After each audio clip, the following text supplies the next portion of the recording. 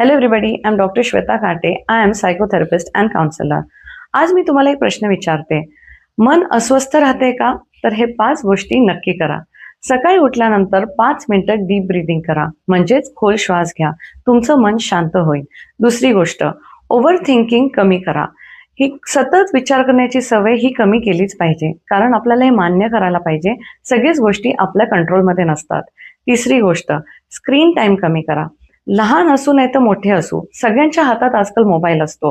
तर ही सवय आपल्याला कमी करायला हवी, म्हणजेच डिजिटल डिटॉक्स करा.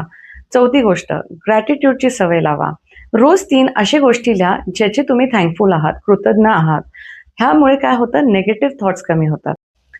आणि 5वी आणि सगळ्यात इम्पॉर्टंट गोष्ट, मी टाइम घ्या. स्वतःला टाइम द्या. यामध्ये तुम्ही वॉकिंगला जाऊ शकता, स्विमिंगला जाऊ शकता, म्युझिक ऐकू शकता. जे तुम्हाला आवडते ते तुम्ही करू शकता. यामुळे काय होईल, तर तुमचं मन रिचार्ज होईल आणि तुम्हाला जगण्याला अजून मजा येईल. हे 5 सवयी तुम्ही करून बघा आणि तुम्हाला कसं वाटतंय हे मला कमेंटमध्ये सांगा. आणि जर का तुम्हाला वाटतंय की तरी तुमचं मन अस्वस्थ आहे, तर तुम्ही मला नक्की काउन्सिलिंगसाठी भेटू शकता. थँक्यू.